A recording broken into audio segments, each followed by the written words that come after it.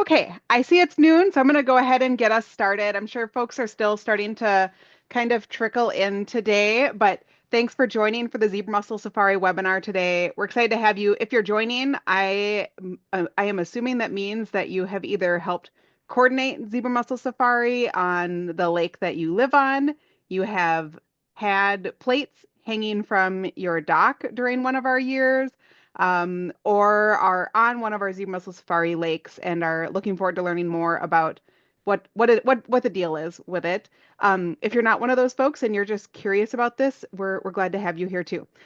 We're recording too, so for folks who want to review or who couldn't make it and you want to share this with others on your lake, we'll have a link for you to do that with.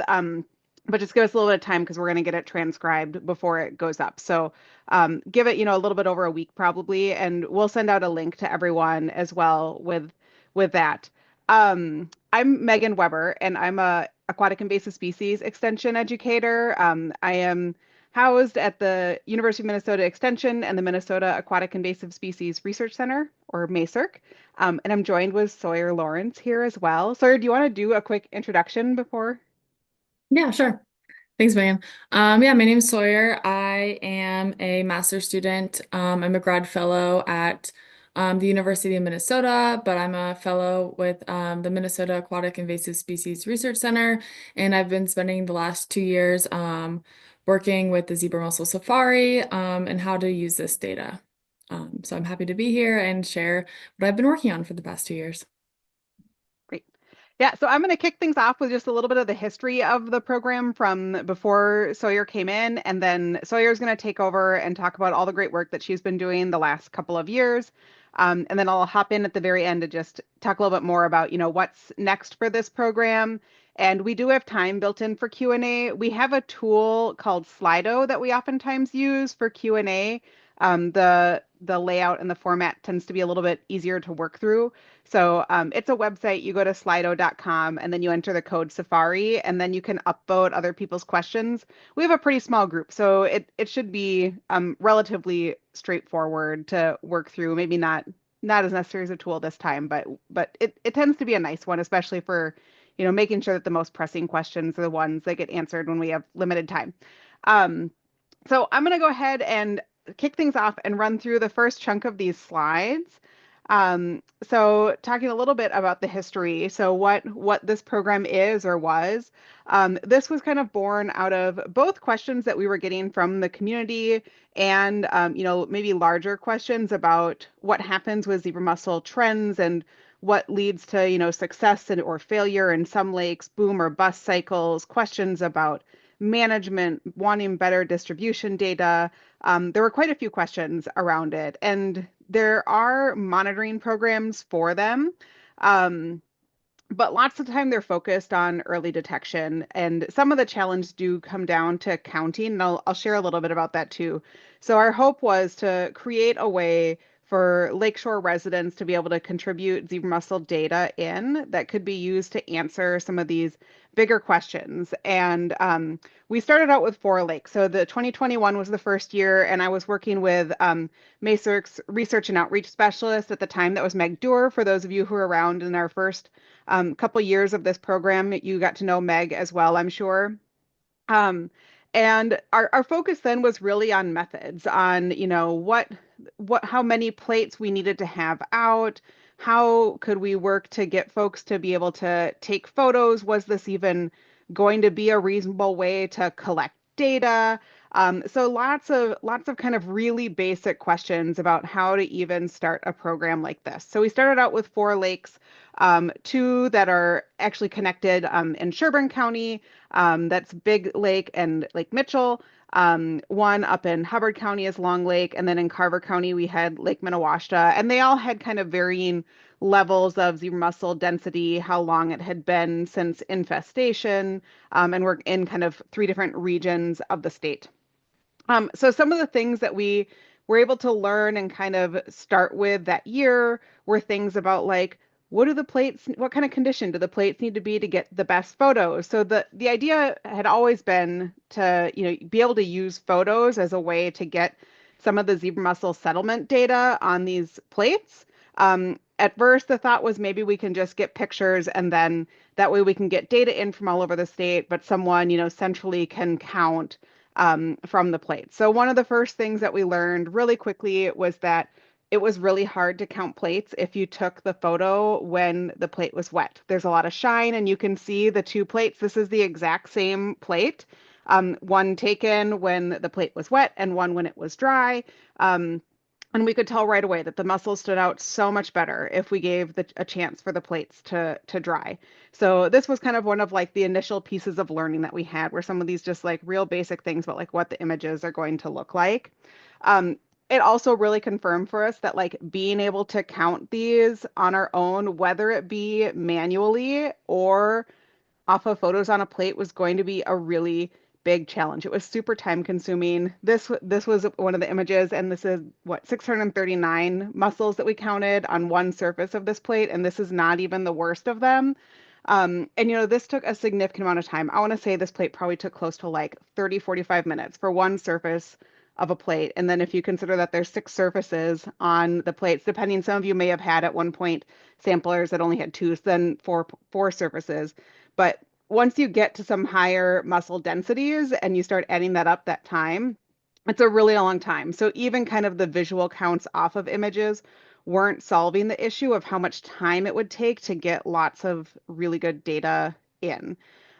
So that moved us into the next year where we said, okay, we've got to figure out, like, is there a way to use computer vision to help us get these counts done faster? And that's when we started laying some of the groundwork for that. So those of you who were participating in 2022, you might remember taking like 20 pictures of a surface. That was part of this stage of learning and figuring out, like what system might work, what are some of our options for using computer vision to get these counts done in a quicker fashion. The 20 pictures where it appeared, where we wondered if we were going to need a three-dimensional look at a plate in order for the computer to do that. Thankfully, spoiler alert, we learned we didn't have to do that. So we didn't need the 20 photo route. But again, this was like another phase of that learning and figuring out, like what are even some of the basics that we can do to start to get some of the data that we need to move forward with a program like this. So we still had some big questions after that. So as we were chatting within the research center about, what to do next and how to move forward with this, we still needed to figure out computer vision. There were bigger questions about, like the best way to put samplers out around a lake, like focusing in more on what some of these research questions were ultimately going to look like so that we could set up methods that are best suited to answer those. And that's when MAISRC said that maybe it's time to bring in a grad student. And so that's where Sawyer joined us. And starting in 23, we're really excited to have Sawyer join the Zebra Mussel Safari team. And this has been the center of her research now for the last couple of years. So I'm going to turn it over to Sawyer here to kind of talk about the work that she's done and what she's learned over the last couple of years of her work on this project. Perfect. Thank you, Megan. Thank you for the program history and the pilot information. So I was just thinking I would just kind of pick up from there and share what I've been working on. I figured we would kind of start with some program mechanics. I know this will probably be a bit of a review for a lot of you, but I do see some newer names on this webinar, so I think it'll be helpful to kind of go over what you'll be doing here very soon. And then we can get into what happened in the 2023 and 2024 seasons, and then I can get into what I've been recently using your data for. Alrighty, so into the program, and please enjoy my picture of a zebra. He is going on a safari for zebra mussels. So here's kind of a who, what, when, where, why of the program. This coming summer, we will have about 190 sites in the program, which is super exciting. So I will probably use the word site a lot, or sites a lot. Whenever I say sites, I mean your guys' docks. These are our study sites, so the area in which your sampler was hanging. So our sites and our volunteers are all of you guys. You all live right on the lake, you have a personal connection to the lake, and you care deeply about its conservation. as Megan spoke on, in our first 2 summers, we had a pilot season, which you can see in the pink, black, and orange pins. And then in 2023, we added Cedar and Comfort Lakes for a total of 7, which are in the purple. And then in 2024, we over doubled the program size to 15 lakes, including the red and orange pins. So you can see all of them there. And then the why, Megan spoke to this, but we've been striving to create efficient monitoring with minimal resources to try and understand zebra mussel establishment and abundance within invaded lakes with hopes to eventually inform management decisions. So like I said, might be a review, but I'll kind of quickly go through this just because I think it will be helpful for those of you who are newer to the program. So samplers just got mailed out this Wednesday. So if you're new to the program, you'll be getting yours in the mail, or your lake coordinator will be. And if you are a returner, you or your coordinator should already have your sampler. This is what they look like right here. They are 6-inch by 6-inch PVC samplers, which are a pretty common and relatively low cost sampling mechanism for zebra mussels. They should be tied off to your dock in an area that won't be untied by kids or run over by a jet ski. Obviously, it's a dock, so we know that there's going to be boat or disturbance, but use your best judgment to hang it in a safe spot. All docks vary in depth, but aim for about 2 feet below the surface of the water. The water level is going to fluctuate throughout the summer, so just try to check on it every once in a while to make sure it's not sitting on the bottom or exposed at the surface. These samplers should go in the water by June 1st and remain untouched unless they're just being adjusted in the water column for deeper or move down until mid-September. We chose these dates for 2 reasons. One is zebra mussels spawn based on temperature cues in the water, so anywhere from about 15 to 28 degrees Celsius is optimal for zebra mussel spawning. So in Minnesota, there's typically 2 spawning periods for zebra mussels. And then number 2, a lot of you guys remove your docks or depart for the cold months starting in late September or early October. So this timing aligns not only with zebra mussels, but all of you. So mid-September rolls around and you guys will pull the samplers out of the water and let them dry out. You guys saw Megan's pictures of the wet versus dry plates. So this is important just to let that excess water or any mud get off there. We don't want to let them dry out too much where the mussels are going to desiccate and gape open, but just to get that excess water off is pretty important for the pictures. You can then unscrew and disassemble the samplers and lay them out on this photograph template that we provide. It's got the colorful squares that you line up with the PVC squares. Do your best to take a photo with nice even lighting with as little as background noise as possible. Then use our app to upload your photos. One thing that we've tried to improve from year to year is the ease of participation. Ultimately, we want the program to be fun and easy for you guys to participate in while still being able to collect valuable data. So for those of you who've been in the program for a while, like Megan said, you guys probably remember taking all those 20 pictures and you've seen lots of different versions of this app.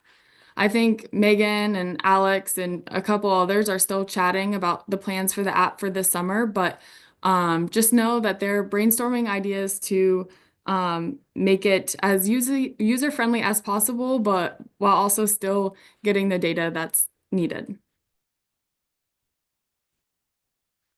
So like Megan said, there's been a lot of quantification conflicts with counting zebra mussels. It's really hard. They're really small. And I think that's one of the reasons that there's not a standardized or hasn't been a standardized large scale monitoring program for zebra mussels.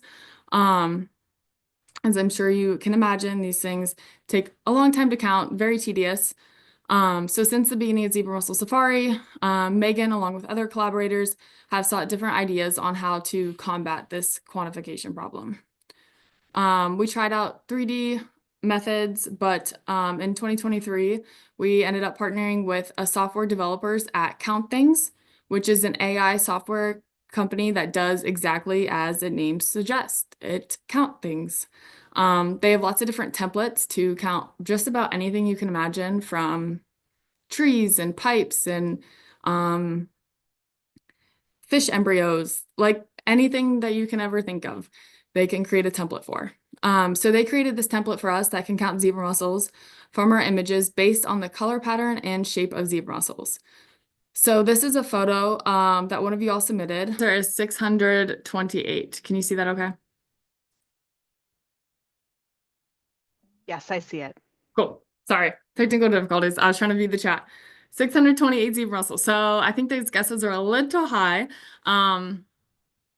But yeah, this is super cool. So counted these in a matter of seconds. So now this one gets a little harder. So do we have any guesses on this plate?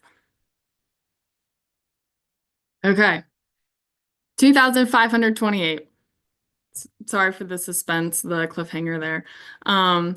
So this would probably take, I don't know, 40 minutes to count by hand, I would say. Not fun at all.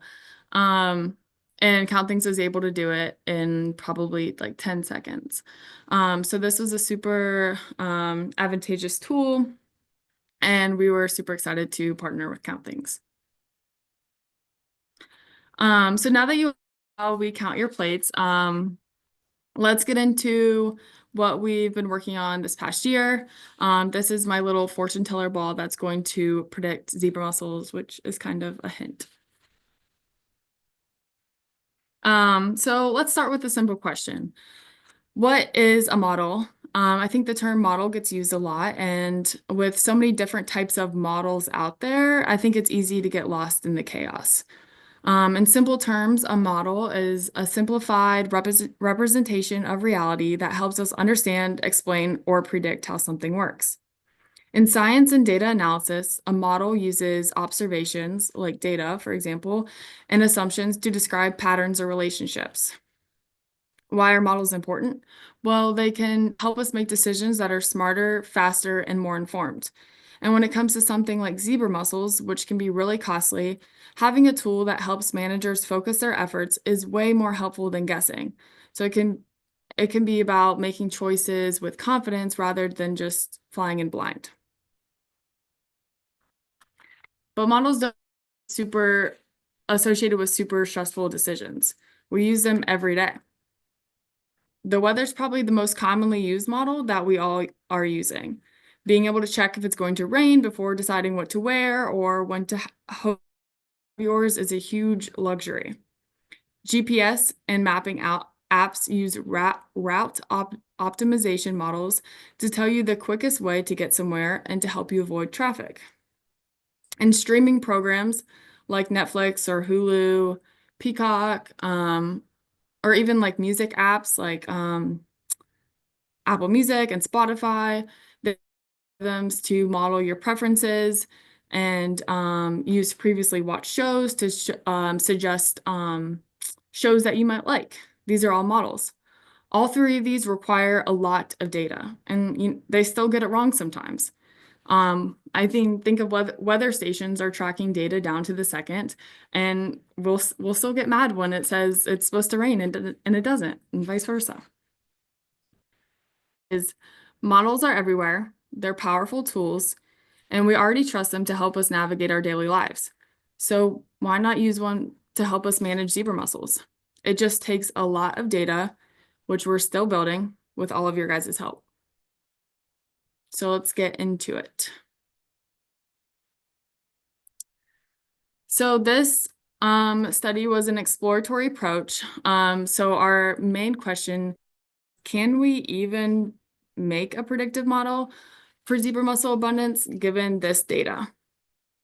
We took what we called a kitchen sink approach by including just about everything we could gather on your guys' sites.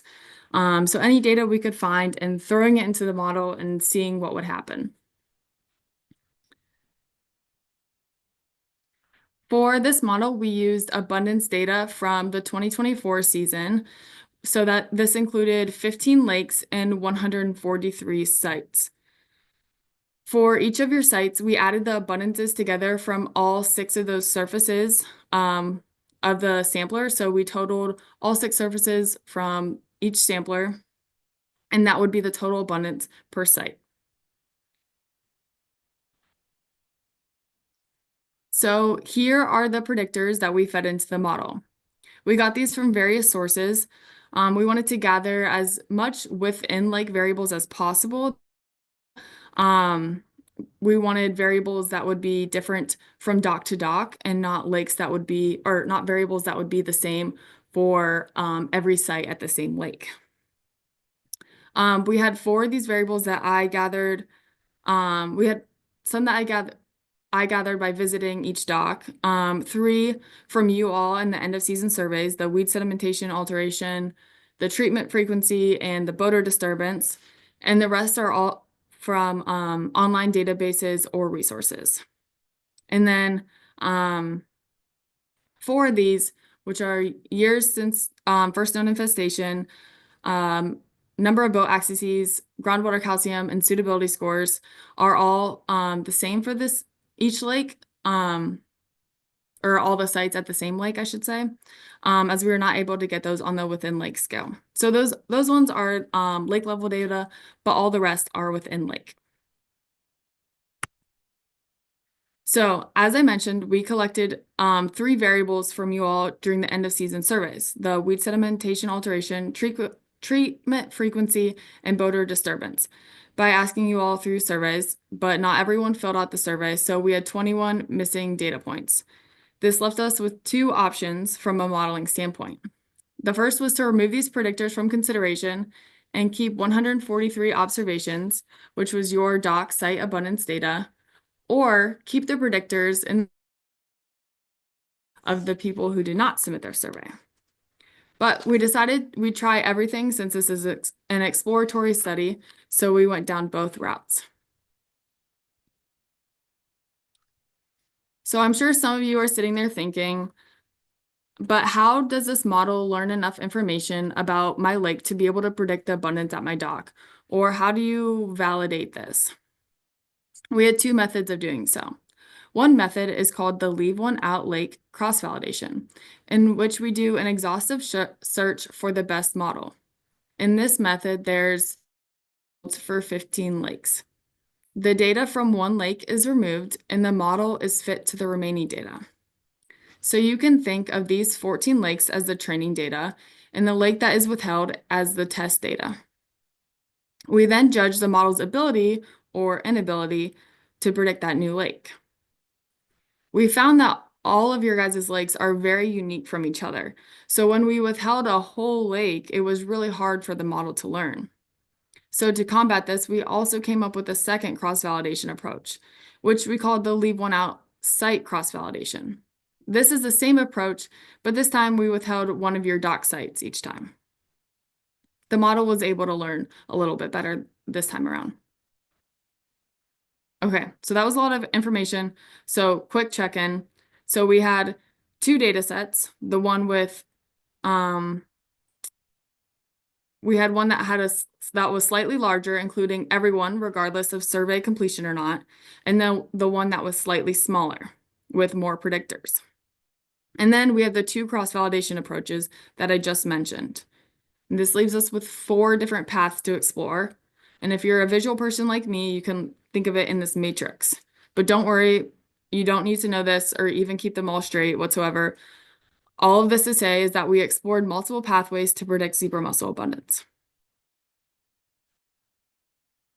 And now we made it through all the crazy chaos talk, and now we can get into the good stuff, the results.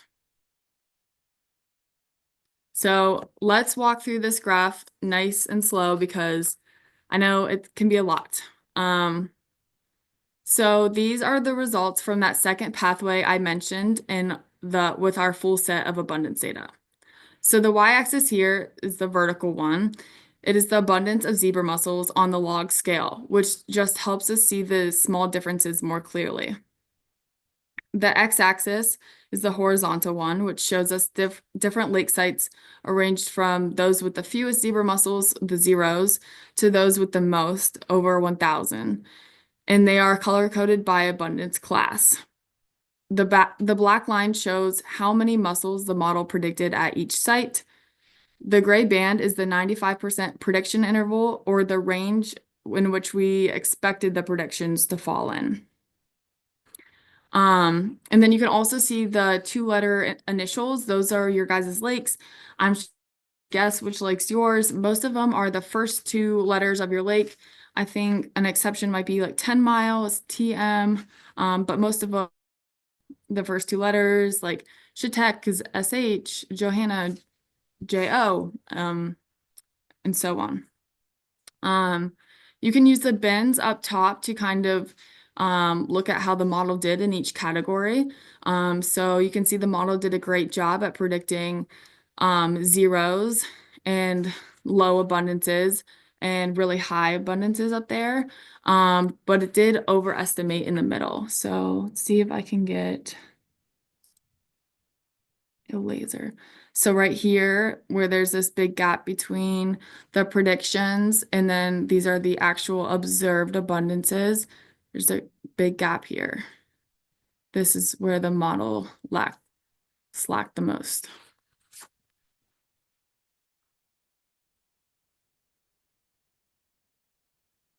And then this is the same graph, but for another one of those pathways, still over predicting those ones here in the middle. And maybe a little bit more over prediction here with those zeros. But same thing, it did a really good job at predicting some of the zeros and then at high abundances up here.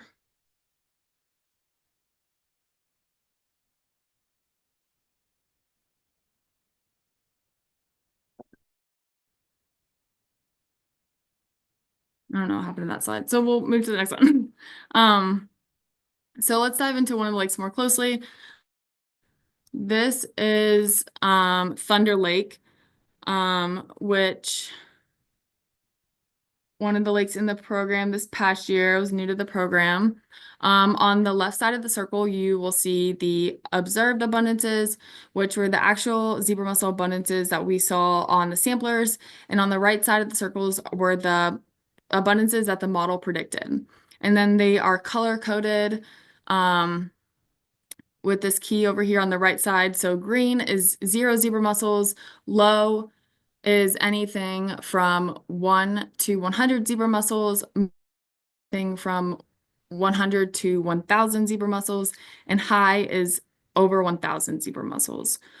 So like I said, the model struggled a little bit more at those moderate abundances. So you can see these sites right here. They were actually in that moderate category, but our model predicted them to be high. But these sites, it was spot on.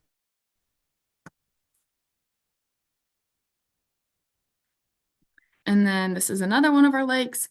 This one had lower abundances, but all the ones that are the same, the model was spot on. And then in these ones, all these sites right here that are half green, half yellow, that what was observed was 0 zebra mussels, but the model predicted there to be somewhere between 1 and 100 zebra mussels.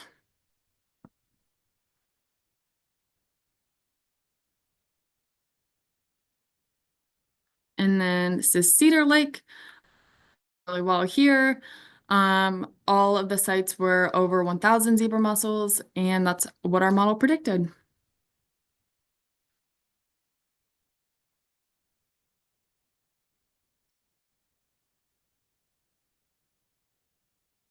Okay, let's get into wrapping this up. So as I mentioned, this was an exploratory study of can we even create a model given this data? And now that we have, I think we can start digging into some of the critiques and limitations and improvements for future models. So for example, not all in the same year. So like some of the remote sensing data that we use, like this data, super cool, is collected off Lake Browser level data and collect Secchi depth and chlorophyll data. But it was from 2021. So ideally we would be able to collect everything at the within lake scale during the same year. This is super challenging though, given our geographic spread. Um, and these are all your guys' homes. And so obviously we don't want to come dredging through and collecting data at your docks all the time. So there's a lot of logistics. So this remote sensing data is really valuable. Limitation is direct link to zebra mussel mechanisms. So like I said, this was exploratory, so we took any fine, regardless to direct link to zebra mussels. Now, obviously, we were not collecting anything that wasn't related to lake ecology, but we know calcium is really important for shell building, but it's hard to say how much of an impact groundwater calcium is having on non-groundwater fed lakes. So it's a crude measurement, but whatever the connection proved meaningful. We learned a lot from this research, thanks to all of your guys' help. We learned it's possible to even create a predictive model. We learned that Becky depth, number of boat axes, years since first known infestation, fetch, groundwater calcium, and level suitability score were the top predictors. So they appeared the most often in all of our top models. All of our models consisted of many predictors. So we aimed to find models simplistic, but also the most accurate. But that wasn't really possible. Like all abundance could not be explained by just a few predictors. It took, we limit our, our models could only include up to 12 or 14 predictors. And I think most of our models use all of those predictors, which says that explaining zebra mussel abundance is complex. And I don't really think there's too much of a surprise there. We learned the right model fit. We tried a few different models fits before a national model, but ultimately landed on the right one. And then we also learned that some terms are nonlinear, like fetch, for example. So fetch, which in simplistic terms is the distance over open water that wind can travel uninterrupted by land, is super important for an organism like zebra mussels that are planktonic in their larval stage. We learned that zebra mussels like moderate fetch levels because fetch often appeared as a quadratic term. So I think Megan will get into this a little bit more as she will be taking the reins over so she can speak to a little bit more what the next steps are for the program. But as you all know, the program will be continuing on. And I think with more data, we could further refine the model to look at long-term trends or different predictors, or just base the model off more data in general. Another limitation was that the model was only based off of one season's worth of data. I'm sure many of you guys have noticed that zebra mussels do tend to fluctuate year to year. So I think it would be very valuable to have multiple seasons worth of data included in the model. We also want to make the model more user-friendly. So we selected all of our predictors based on the ease of collection. But even so, I'm not sure many people want to take our giant code files and start plugging everything in. So maybe making more user-friendly tools would be a good next step, even if it's as simple as an Excel sheet. Overall, thanks to your guys' help, we proved that modeling of zebra mussel abundance is feasible, informative, and worth advancing. And yeah, with that, I just want to give a big thank you to all of you guys. I don't think my master's research would have been possible without all of your guys' work and collecting the data. And I've had so much fun getting to know all of you. And you guys have been so hospitable to me. And I've really enjoyed getting to visit all of your beautiful lakes. And it's just been a lot of fun. So thank you all. Great. Thanks, Sawyer. Okay, I'll do one quick bit of wrap up and then we'll have time for Q&A. So if you have questions from or for Sawyer or for me and the extension program as we move forward, we will be here and happy to answer those questions. So yeah, like Sawyer mentioned, we're continuing on now. So this will come. I'll be taking back some more of the work around here. So for those of you that I got the chance to work with a little bit in the early years, I'll see you some more. We have Michelle, who's sitting there behind that AIS Detectors name right now. And then I believe Maddie Hayden, who is the research outreach specialist now for MAISRC, will be around, and Alex Badges, who has been doing a lot of the modeling work with Sawyer on this project. We're all kind of thinking about what this looks like in the coming years and what to do next. So the couple of notes I want to make for the next year, as Sawyer mentioned, I think there were 2 or 3 lakes, I forget how many for 2025 that got added. So we are still expanding, but slowly, we're learning more and more kind of with each piece of this. And so want to, before it's, um, maybe just like open for any lake and we get overwhelmed with how many people decide to join in. We want to make sure that everything is really fine-tuned and ready and can answer some of those questions. The other piece that I'll say is, and Sawyer talked about this too, is the importance of long-term data. So Sawyer has laid just some really incredible groundwork for this program. And we have some answers for you about like what some of the questions might be. But I want to drive home that to learn lots of this stuff, you need long-term data. And that's one of the big things we're looking at here. So I'm showing an example on the screen now where you can see this trend, and this seems to be like a pretty sharp downward trend over a couple of years. This isn't Zebra Mussel data, by the way. This happens to be, I think, like average temperature, air temperature in Minnesota. So it's just an example that I'm bringing. But again, like here's a few years, and this looks like, like temperatures are just dropping.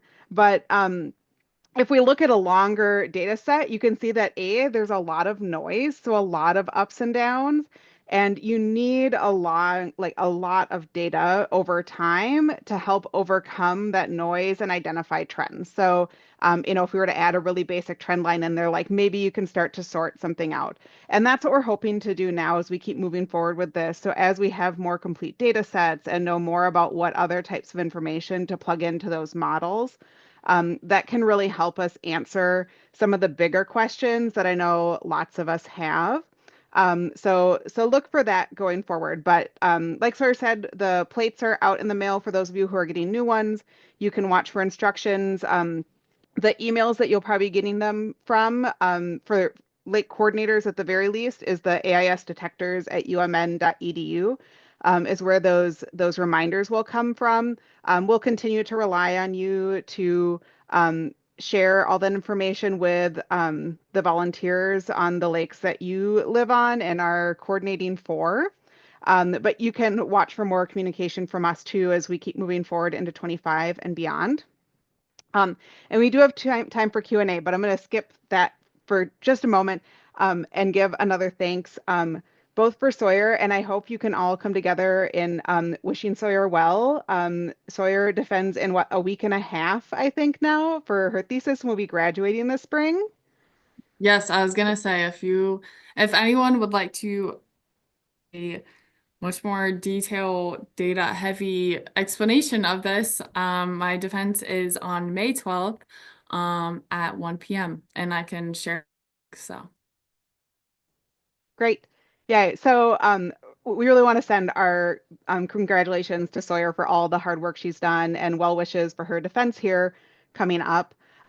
So we are recording, I said, so this will be up on YouTube, but I'll open it up for questions too. And I think there have been some coming in chat, and you can go ahead and continue to do that as well. There is also the Slido tool that I mentioned. It's a small group, so this is a much easier group to moderate. So I'll kind of keep my eye on both. I'm gonna start with the first question, which I sent a note in chat about, but I think it's worth maybe talking out loud about too, was a question about what the training looks like. So for folks who are new this year and haven't participated yet year over year, what some of those detailed instructions might look like in terms of what to do with the sampler plates and how to enter data and such, and how that becomes available.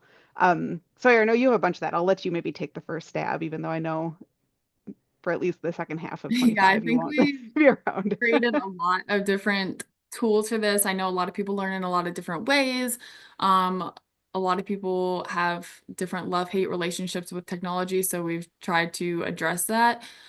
We have detailed written instructions that we send out, and we ask that the lake coordinators share that with all the volunteers. So these are just detailed written out instructions on how to deploy a sampler, how to upload data, what this data is used for. This is just as easy as reading. I've also created YouTube tutorials and videos of myself hanging a sampler and myself uploading photos of the sampler plate.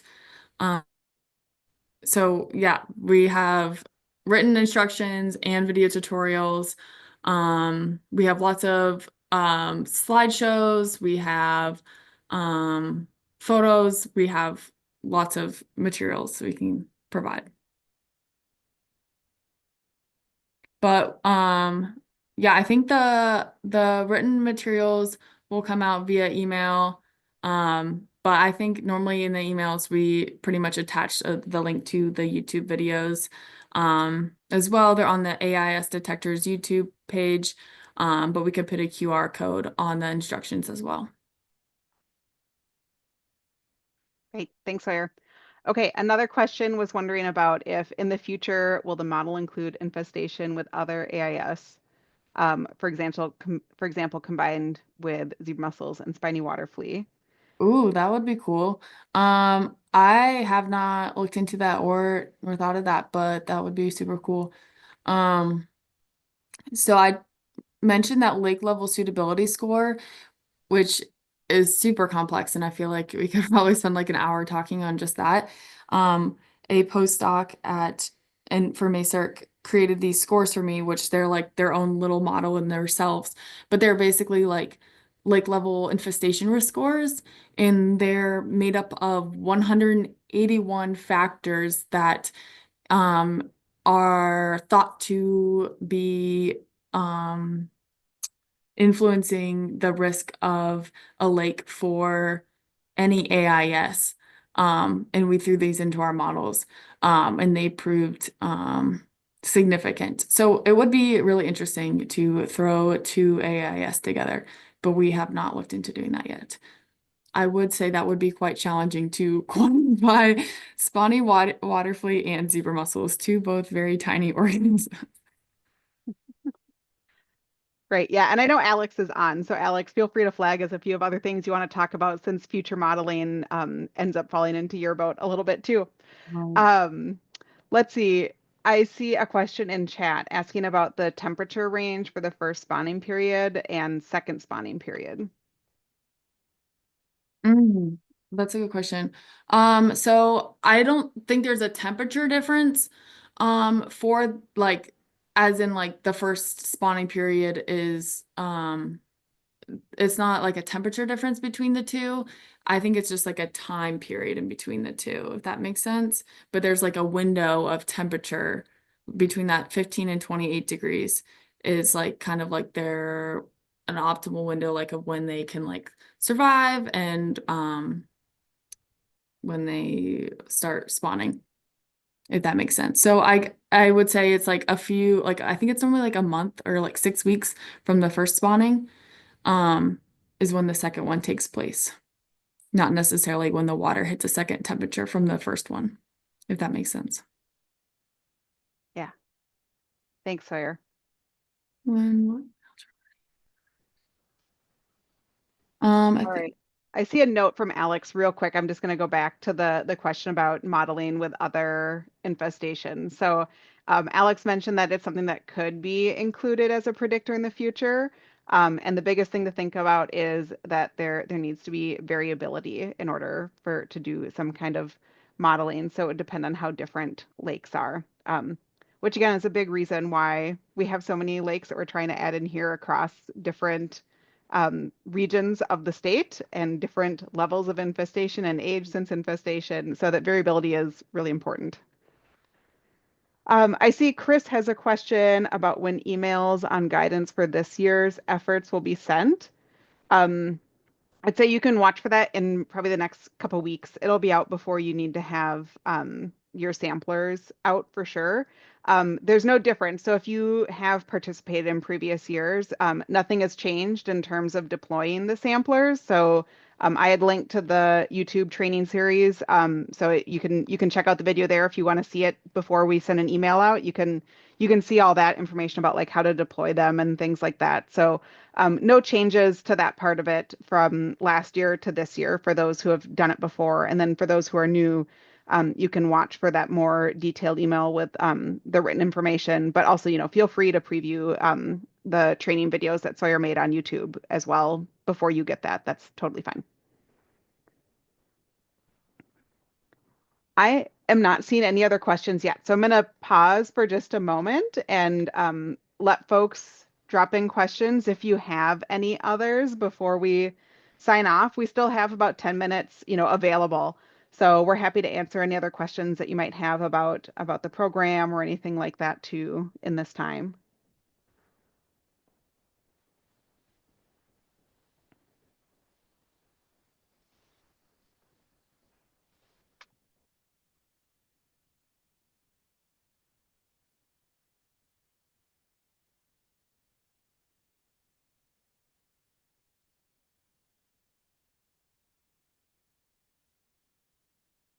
Yeah, I will say we do still have we have like a month. So feel like this is good timing. So it's good enough time to get the volunteer and ready to go.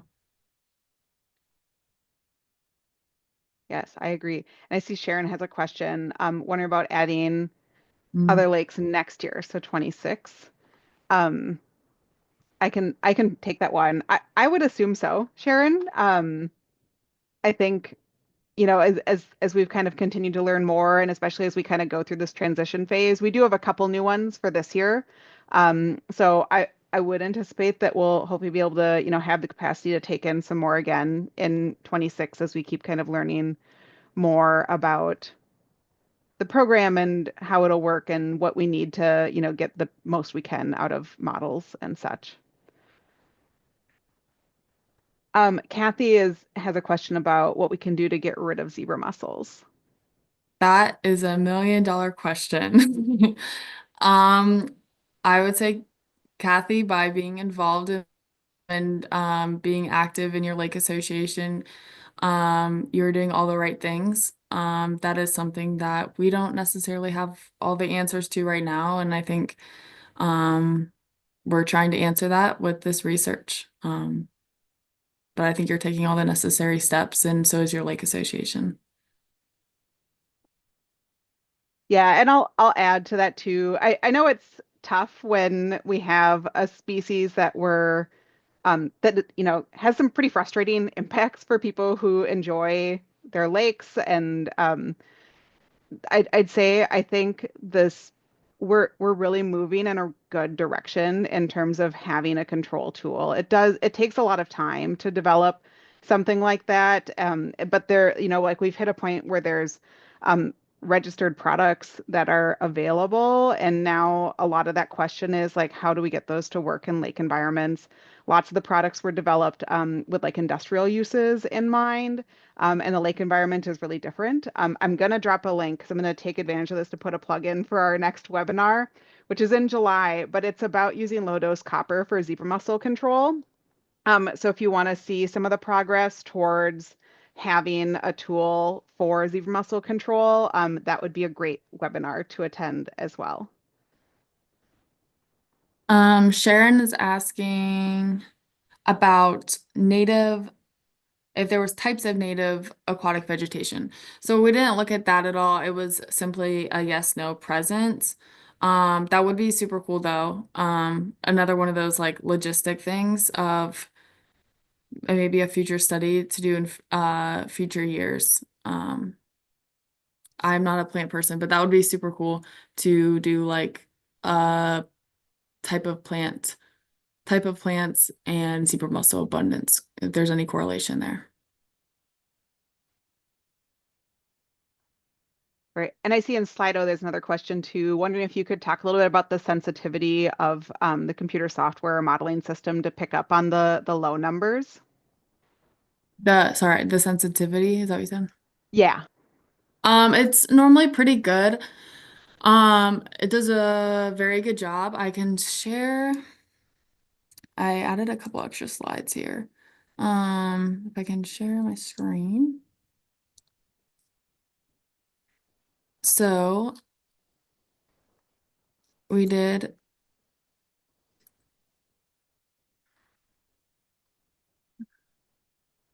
a couple different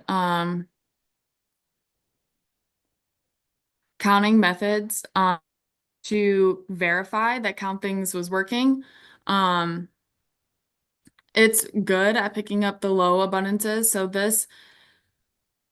let me explain this graph first. So these manual counts up here are hand counts that I did, just counting the zebra mussels with the magnifying glass. These right here are your guys' photos put through count things. And then these are camera photos that I took with a high resolution camera things. So counting software developers told us that the higher quality of the photo, the higher quality of the count, that this would be like the best case scenario photo. So we compared all these methods to each other. And then we also took these camera photos and put them through count things and then also manually check them. So you can add and subtract counts in count things. So like if you see it overcounts or like misses accounts, you can add in anything. And so then we deemed this as like our super count or like our golden standard count. And that's what the straight line is on all of these. That's like our golden standard reference count. And so you can see how like all of these compare to each other in that reference count. And I mean, the main takeaway here is they're all really close. And they all follow that same trend really closely. Now like the manual counts are like my hand counts, I would say probably did the best job at picking up these low abundances, just because I could see them with a magnifying glass. The participant photos, veered off a little bit, these low ends.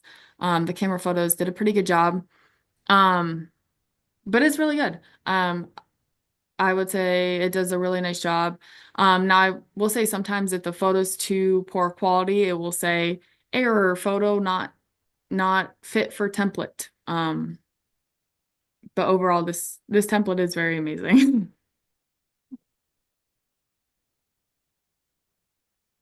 Yeah, and the work Sawyer did on having this count things program has been so meaningful to this program being able to collect good data and being able to verify how well that software can do at matching up between what's happening in the images and what the actual counts are is really important. It really does allow for a program like this to exist and to be able to have some of these bigger data sets that I don't think there's been a lot of opportunity for in the past when it comes to looking at zebra mussel and trends and things like that. So it's a really cool tool to have available to us for this kind of data collection.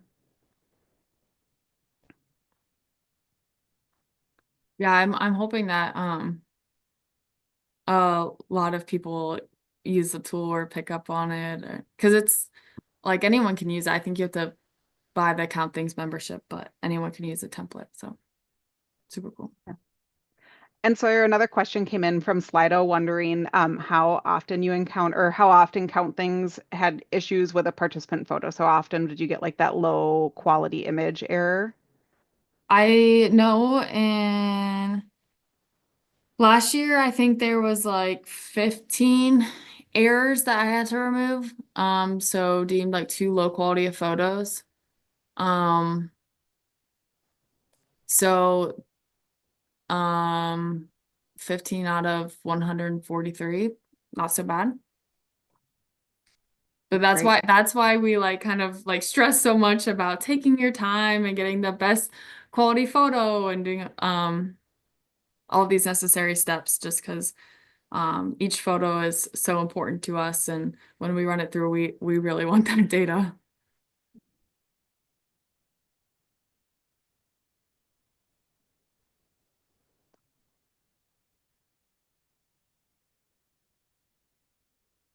Oh, thanks, Sharon. All right. Well, I am not seeing any more questions coming in via Slido, and I don't see any more in chat. And we're awfully close to 1 o'clock, so I think I'll go ahead and wrap it up again and say thank you to everyone for past participants who have been through all of these pilot phases and trialing things. We really appreciate your time and efforts towards helping us make something that I think is pretty cool and unique. And we're lucky to be able to do something like this in Minnesota. And thanks to Sawyer for all of the great work that you've done the last couple of years and getting this to where it is. Well, we're going to miss having you on board, but excited for your next phases and graduation and all of that. And I will say too, for anyone who has, if you have additional questions, the email address that you can reach myself and Michelle at is aisdetectors@umn.edu. So if you have questions or aren't getting emails or are wondering when it's going to come out, you can reach out to us and we will be sure to respond to you there as well. But you can watch for messages from us coming out. So I'll say my thanks again. Thanks to everyone. And sorry, I don't know if you had any parting thoughts you wanted to add to. Just thank you, everyone.